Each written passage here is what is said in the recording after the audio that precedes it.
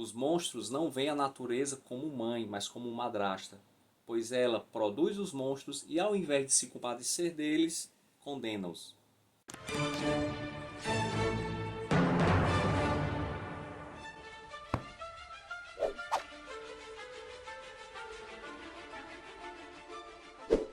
Fala pessoal, muito bem-vindos ao canal Ler Preciso. Nesse vídeo falarei sobre o livro de Fyodor Dostoiévski, O Eterno Marido.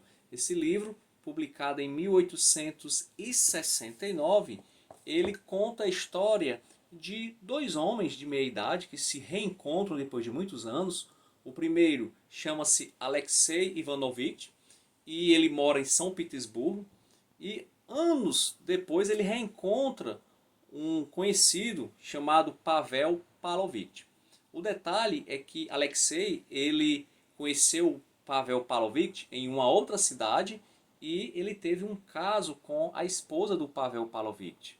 E ele ficou tendo um caso mais ou menos durante um ano, acabou voltando para a cidade de Petersburgo, de São Petersburgo, e anos depois Pavel Pavlovich reaparece e conta para Alexei que a sua esposa, que era a amante de Alexei, ela acabara de falecer. E o que é mais intrigante ainda, o Pavel Pavlovich está com uma filha. Filha de quem? A idade coincide muito com o período em que o Alexei esteve na outra cidade e era amante da esposa do Pavel Pavlovich. Aliás, o termo eterno marido foi um termo que o Alexei, nos seus pensamentos, deu para o Pavlovich. Isso devido à sua submissão à sua esposa. Meio que, pelo que eu entendi no livro, meio que a esposa do Pavlovich, ela tinha outros amantes também.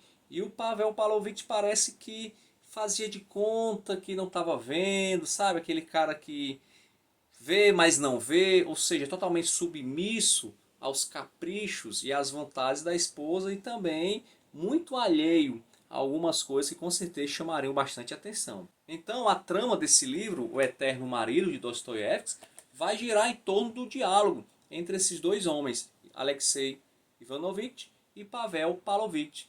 E durante os seus diálogos vai ficando cada vez mais intenso os sentimentos de cada um dos dois.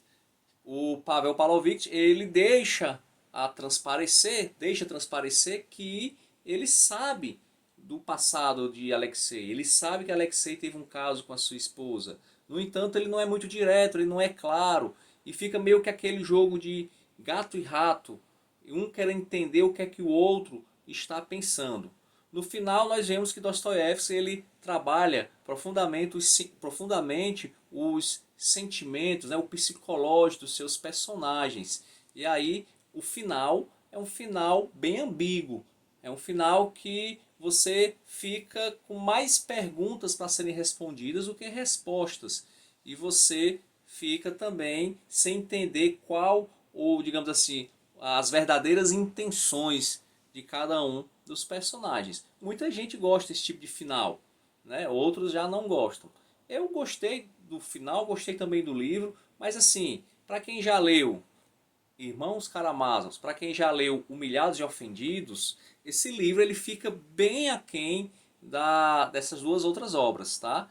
Então é um livro que talvez o Dostoiévski ainda estivesse amadurecendo a sua escrita para chegar nas obras de maior fôlego, né? De maior maturidade, digamos assim. De qualquer forma, é um livro que eu sempre indico. Dostoiévski é um autor que tem que ser lido e eu pretendo ler os demais livros dele. E esse é o meu resumo. É um livro rápido também, de 176 páginas, mas a letra ela é grande, o livro não é muito... As páginas não são muito grandes, então você consegue ler rapidamente. E é da editora Princípios, que tem feito esse trabalho bastante interessante de trazer os clássicos da literatura universal para a língua portuguesa num preço bem acessível. Tá? Então, Eterno Marido, Dostoiévski, mais do que indicado. E vamos ler, porque ler é preciso.